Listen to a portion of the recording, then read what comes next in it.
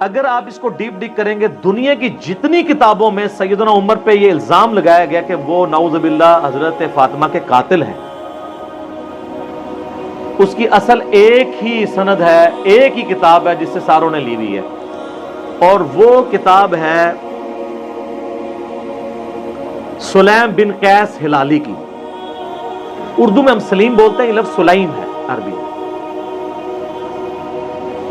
یہ کہتے ہیں حضرت علی کے اصحاب میں سے تھا، تابعی تھا، ان کے ساتھیوں میں سے تھا۔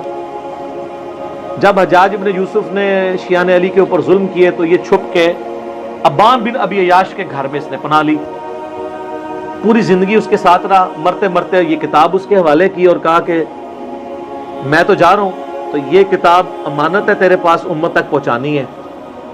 اس کے بعد ابان بن ابی عیاش اس کتاب سے روایتیں بیان کرتا تھا۔ اب یہ نہیں پتا کہ یہ روایت اس کتاب میں لکھی بھی ہوئی تھی کہ نہیں، یہ وہ خود سے بیان کرتا تھا، کیونکہ ابان بن ابی عیاش خود کذاب ہے۔ کذاب بندہ اگر روایت بیان کر رہا ہو تو اس کی اتھینٹسٹی خود ہی ختم ہو جاتی ہے۔ ابان بن ابی عیاش وہ ہے جس کو صحیح مسلم کے مقدمے میں امام مسلم نے لکھا ہے کہ یہ کذاب، جھوٹا راوی ہے۔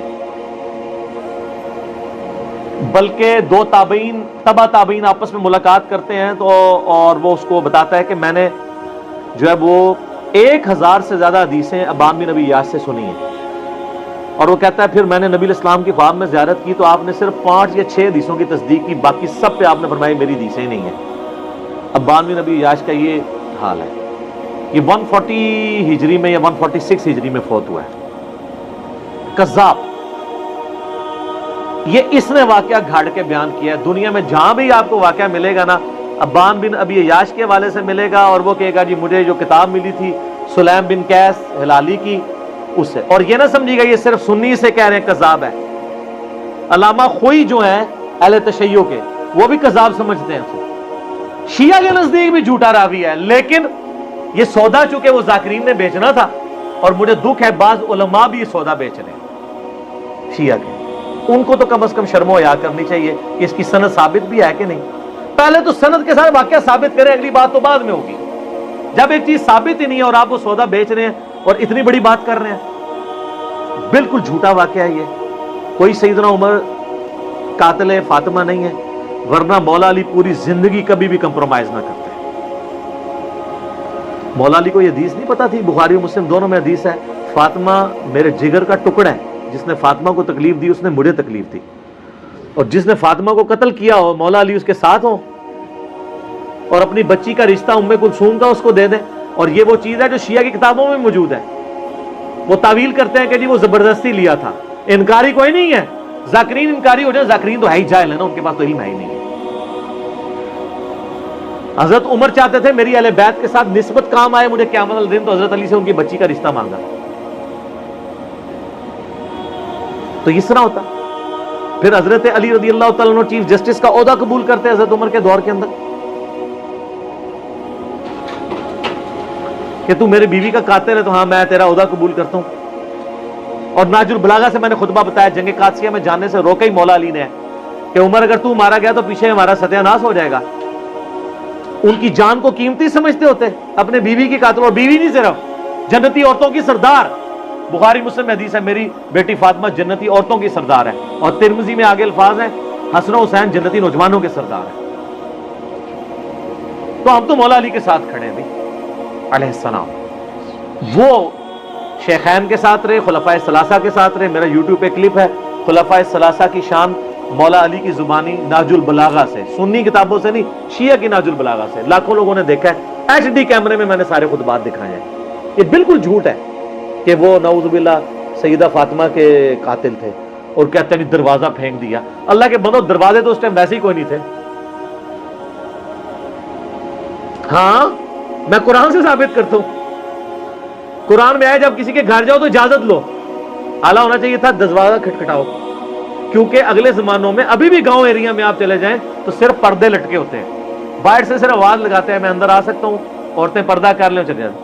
اسی لیے تو مسلم شریف میں حدیث آتی ہے نا کہ نبی علیہ السلام کی چارپائی کے نیچے وہ ایک کتے کا پلہ چلا گیا تھا تو حضرت جبرائیل اندر ہی نہیں آئے تھے، تو وہ سگے مدینہ کیسے پہنچ گیا اندر؟ صرف پردہ ہوتا تھا، تو دروازہ کو نہیں گرایا، وہ پردے ہی ہوتے تھے۔ دروازہ وغیرہ کوئی نہیں گرایا. یہ بالکل جعلی بات ہے, جھوٹی بات ہے, اور یہ فٹنگ نہیں بیٹھتی. باقی رہ گیا باغ فدق والا مسئلہ, اس کے اوپر بھی میں نے مختصر گفتگو کی تھی کہ یہ مینیجریل ایشو تھا. اس کو اگر آپ اس حوالے سے ویسے لیں گے تو میرے بھائی پھر مسئلہ جو ہے وہ ابو بکر عمر کا نہیں ہے, مسئلہ پھر مولا علی کا بھی بن جائے گا, چاہے وہ امت کے مفاد میں بھی ہو. لیکن مسئلہ بہت بڑا ہے نا, کیونکہ آپ علیہ السلام فرما رہے ہیں جس نے فاطمہ کو تکلیف دی اس نے مجھے تکلیف دی. رسول اللہ کو تکلیف دینے کا معاملہ کہاں تک جاتا ہے؟ چلے الٹیمیٹلی آپ کی بات مان لی کہ انہوں نے امت کے مفاد میں کیا, تو آپ کو امت کا مفاد عزیز نہیں ہے کہ آپ بکواس کرنے بند کر دیں, قیامت کے دن کے لیے چھوڑ دیں.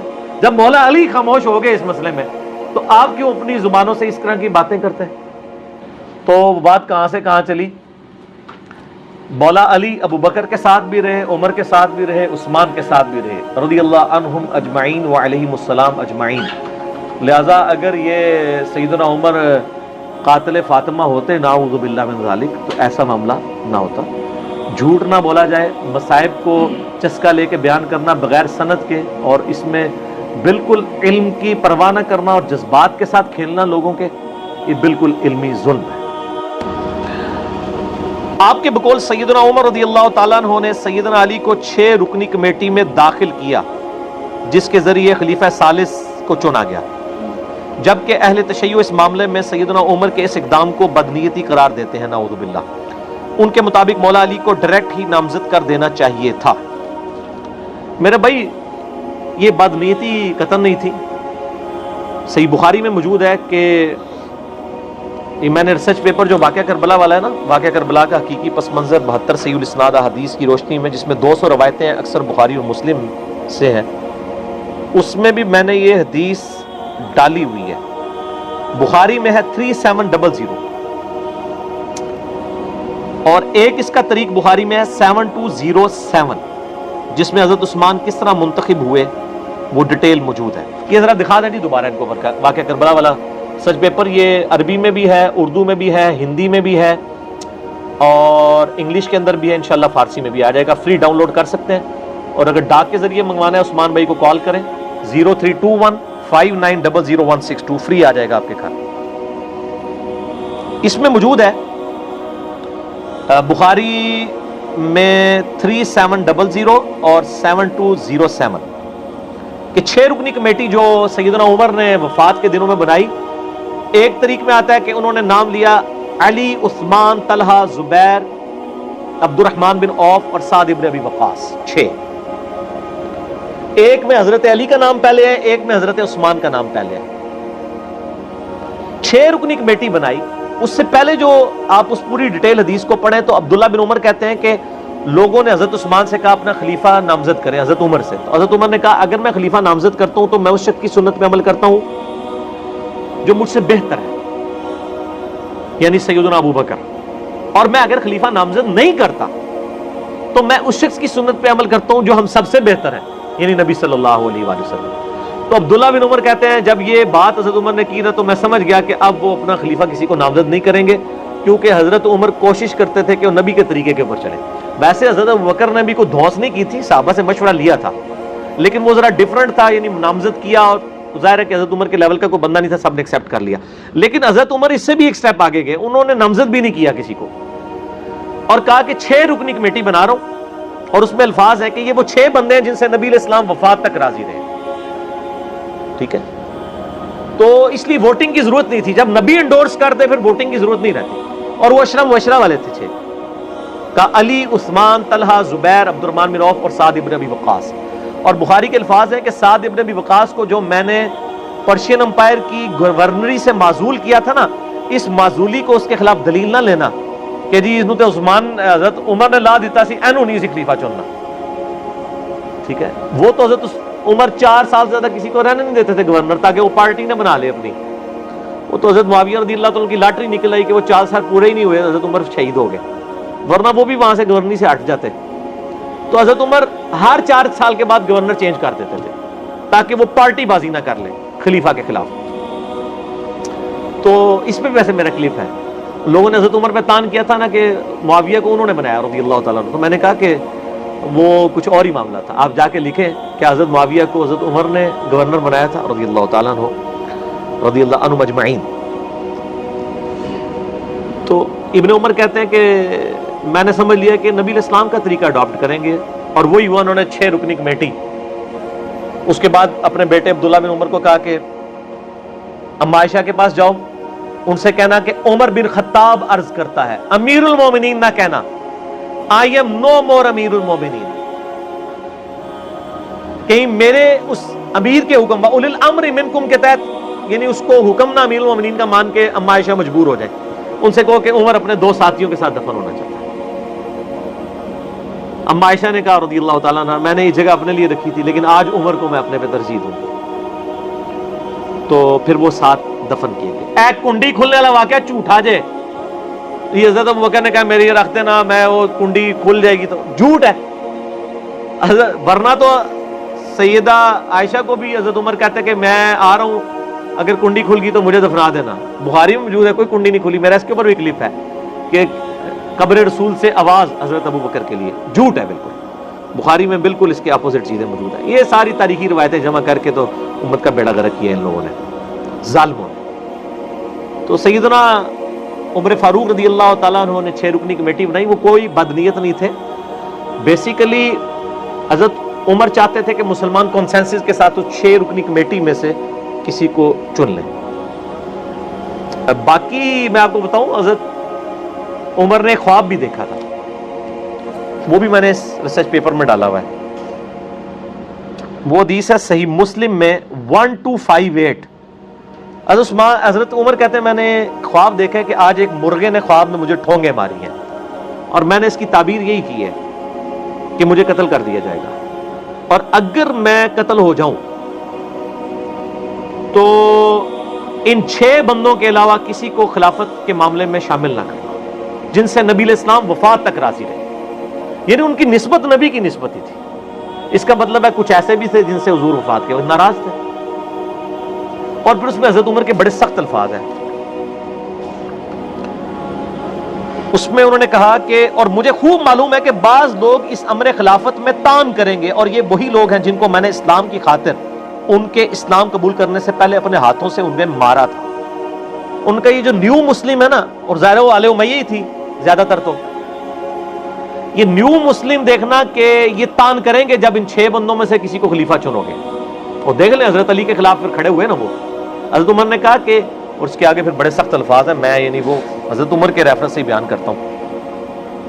حضرت عمر کہتے ہیں میں نے ان کو اپنے ہاتھوں سے مارا کیا ہوا ہے اور فتح مکہ پہ معافی مانگ کے مسلمان ہوئے ہیں. پس اگر یہ لوگ ایسا کریں یعنی خلافت میں تان کریں تو جان لینا کہ وہ اللہ کے دشمن، کافر اور گمراہ ہیں. اتنا ڈاڈا فتویٰ. باقی آپ میرا ڈیٹیل دیکھ لیں خلافت راشدہ کے 30 سال. مسئلہ 162A اور B. 162A نہج البلاغہ شیعہ کی کتاب سے، اور 162B جو ہے وہ اہل سنت کی کتابوں سے میں نے 30 سال خلافت راشدہ الحمدللہ ثابت کیے. تو حضرت عمر کوئی بد نیت نہیں تھی. اور میں آپ کو بتاتا ہوں رومن اور پرشین امپائر جب گری تو ظاہر حضرت عمر وہاں کے دوروں کے لیے گئے، انٹرنیشنل دوروں کے اوپر. حضرت علی کو اپنی جگہ خلیفہ بنا کے گئے. اس دوران اگر خدا نہ خواستہ سیدنا عمر شہید ہو جاتے، حضرت علی آٹومیٹکلی خلیفہ بن جاتے ہیں. کیونکہ بخاری مسلم میں کہ جب غزوہ تبوک پہ نبی علیہ السلام گئے تھے اپنا خلیفہ حضرت علی کو چھوڑ کے گئے تھے. حضرت علی رو پڑے. یہ پہلا اور آخری موقع تھا کہ حضرت علی کسی جنگ میں ساتھ چھوڑتے نہیں تھے حضور کا. یہاں پہ حضور صلی اللہ علیہ وسلم نے پھر ان کی دل جوئی کی. فرمایا علی تو اس سے راضی نہیں ہے کہ میرے ساتھ وہی نسبت ہے جو ہارون کی موسیٰ کے ساتھ، مگر میرے بعد کوئی نبی نہیں. بہت بڑی دلیل ہے سیدنا علی کی شان کے اوپر. یعنی نبی صلی اللہ علیہ وسلم کی سب سے زیادہ قریبی آپ کے لیے سپورٹیو شخصیت حضرت علی کی تھی، کیونکہ حضرت موسیٰ کے لیے سب سے زیادہ سپورٹیو کون سی تھی؟ ہارون علیہ السلام. یہ تسلی تھی. تو اسی سنت پہ عمل کرتے ہوئے حضرت عمر بھی جب فارن ٹورز پہ جاتے تھے حضرت علی کو اپنا خلیفہ بنا کے مدینے میں جاتے تھے. چیف جسٹس تو پہلے ہی بنایا ہوا تھا، اور آپ کو پتا چیف جسٹس کا ہوتا تو مسکراہٹ ہی کافی ہے. آج بھی چیف جسٹس آپ سنبھالے جا رہے، اس زمانے میں چیف جسٹس کا ہوتا کس لیول کا ہوگا؟ وہ حضرت علی تھے. رومن امپائر گری، ابو دردہ کو چیف جسٹس لگایا وہاں پہ، اصحاب صفا غریب صحابی. پرشین امپائر گری، عبداللہ ابن مسعود غریب صحابی، اس کو چیف جسٹس لگایا. سب سے بڑی پوسٹ چیف جسٹس کی ہوتی تھی خلفائے راشدین کے زمانے میں، اور وہ سارے وہ اصحاب تھے جو تقوی، پرہیزگاری اور علم میں ٹاپ آف لسٹ ہوتے تھے. ابو دردہ غریب آدمی، اصحاب صفا.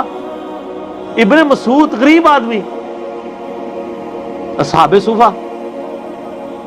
اور حضرت علی تو ویسے ہی درویش آدمی. ٹھیک ہے, تو یہ 3 چیف جسٹس تھے حضرت عمر کے زمانے میں. سیدنا علی مدینے میں, حجاز میں, رومن امپائر کے اوپر ابو درداء, پرشین امپائر کے اوپر سیدنا ابن مسعود رضی اللہ عنہم اجمعین وعلیہم السلام اجمعین. اللہ تعالیٰ قیامت الدین ہمیں ان کا ساتھ نصیب فرمائے, آمین. تو حضرت عمر کوئی بد نیت نہیں تھے, ورنہ یہ کام نہ کرتے. حضرت عمر کے اس عمل کو بدنیتی نہ سمجھے, بلکہ ان کی احتیاط اور نبی علیہ السلام کے ساتھ عقیدت تھی. اور یہ بھی میں آپ کو بتاؤں, تاریخی روایتوں میں آتا ہے کہ حضرت عمر کی خواہش تھی کہ حضرت علی کو بنا دیں. میں نے خود وہ روایتیں پڑھی ہیں کہ حضرت عمر کہتے تھے میرا دل کرتا ہے میں اس گنجے کو نا اپنے بعد خلیفہ بنا دوں, یا تم لوگوں کو بالکل سیدھا کر کے چلائے گا. حضرت علی اور حضرت عمر گنجے ہو چکے تھے, خود پہن کے نا بال جھڑ چکے تھے. تو حضرت عمر کو بھی پتا, اور یہ یعنی مسلمانوں کے اوپر جب غیر مسلم بھی تاریخ لکھتے ہیں نا مسلمانوں کی, وہ کہتے ہیں کہ حضرت عمر کے بعد اگر حضرت علی کو خلیفہ چن لیا جاتا تو اسلام کو ایک عمر اور مل جاتا. بہرحال ایک معاملہ الگ ہے. ہم تو چاروں کو خلفائے راشدین مانتے ہیں, حسن ابن علی کو 5ویں خلیفہ راشد مانتے ہیں الحمدللہ. یہ وہ بھی بتا دیں پھر حضرت عمر جو گئے تھے حضرت فاطمہ کے دروازے پہ اور انہوں نے پھر جا کر آگ لے کے گئے تھے, اس کا بھی وہ یہ روایتیں کمزور ہیں, ہم نہیں مانتے ان روایتوں کو. مصنف ابن ابی شیبہ والی غلط روایتیں ہیں. اگر یہ روایتوں کو آپ صحیح مانیں گے تو سیدنا اس عمر کے بارے میں اگر یہ روایتیں سنی خود ہی پیش کریں گے تو پھر وہ کیا منہ دکھائیں گے کہ ایک چھوٹی سی بات کے اوپر جو ہے وہ اس لیول کا ایک ریونج نظر آنا وہ غلط ہے. ہم ان روایتوں کو صحیح نہیں سمجھتے. مولانا اسحاق صاحب کا بھی یہ موقف تھا کہ یہ روایت جعلی ہے, یہ روایت درست نہیں ہے. شیخ زبیر صاحب نے مجھے خود بتایا تھا کہ میں پہلے اس روایت کو صحیح سمجھتا تھا, لیکن مولانا اسحاق صاحب نے جب میری طرف پیغام بھجوایا تو میں نے اس پہ غور کیا تو میں بھی اس روایت کو صحیح نہیں سمجھتا. اگرچہ اہل حدیث اور غلام عثمان ظہیر اس روایتوں کو صحیح سمجھتے ہیں, اور الٹا وہ تعویل کرتے ہیں کہ اس میں تو حضرت فاطمہ کی بڑی شان بیان ہو رہی ہے کہ بھئی خلافت کے لیے مشورے حضرت فاطمہ کے گھر ہوتے تھے, تو جا کے حضرت عمر نے دھمکی لگائی. وہ شان کو لے کے بیٹھے ہوئے ہیں, ان کو یہ نہیں پتا کہ حضرت فاطمہ کو کس کیپیسٹی میں حضرت عمر دھمکی لگا سکتے تھے. ان کے باپ تھے, وہ چچا تھے, تایا تھے, کیا تھے, کسی کیپیسٹی میں بھی نہیں تھی بنتی. حضرت علی سے تو بات کر سکتے تھے, حضرت فاطمہ کو تو دھمکی نہیں لگائی جا سکتی تھی کہ میں تیرے گھر کو آگ لگا دوں گا باندھا میں نے اگر دیکھے. اور کہتے نہیں دیکھے, اس میں انہوں نے یہ بھی کہا کہ آپ اللہ کے نبی علیہ السلام کی وجہ سے ہمیں اس دنیا میں سب سے بڑھ کے محبوب ہے, لیکن یہ جو کچھ آپ کے گھر ہو رہا ہے چلے یہ بات تو ٹھیک ہے, لیکن آگے اس طرح دھمکی تو نہیں لگائی جا سکتی. آج ہم صحابہ کے ناموں کے ساتھ رضی اللہ عنہ کہے تو یہ کہتے ہیں گستاخ ہو گیا. حالانکہ عربی کتابیں بخاری مسلم میں آپ کو 90% کہیں نام لکھے ہی نہیں ہوتا رضی اللہ عنہ. ان عائشہ ان ابی ہریرہ ڈائریکٹ حدیث شروع ہوتی ہے. ہم تو پھر بھی زیادہ دفعہ کہہ رہے ہوتے ہیں, اور جدھر سراطن دھمکی آ رہی ہے وہاں ان کو گستاخی نظر نہیں آ رہی, الٹا ان روایتوں کو ڈیفینڈ کر رہے ہیں. اگر ان روایتوں کو ڈیفینڈ کریں گے پھر حضرت عمر کو آپ ڈیفینڈ نہیں کر پائیں گے. پھر ہم تو ڈنگے کی چوٹ پہ کہیں گے کہ جو بندہ اس روایت کو صحیح مانتا ہے اس کو ماننا پڑے گا کہ حضرت عمر نے حضرت فاطمہ کی توہین کی ہے اور اس کی وجہ سے رسول اللہ کا دل دکھا ہے. دیکھیں اختلاف رائے اپنی جگہ ہے. حضرت ابوبکر کا بھی فدق کے مسئلے میں اختلاف ہوا ہے, لیکن حضرت ابوبکر نے دھمکی لگائی ہے کہ آندھا تو میرے پاس آئی تو میں تیرے گھر کو آگ لگا دوں گا. ان کو پتہ نہیں کتنا خطرناک کھیل کھیل رہے ہیں اس طرح کی باتیں کر کے. یہ تو مطلب میں اب آپ کو کچھ باتیں ان کیمرہ بعد میں بتاؤں گا اس روایت کے بارے میں جو زبیر علی زئی صاحب نے حضرت عمر کے بارے میں کمنٹس کیے تھے.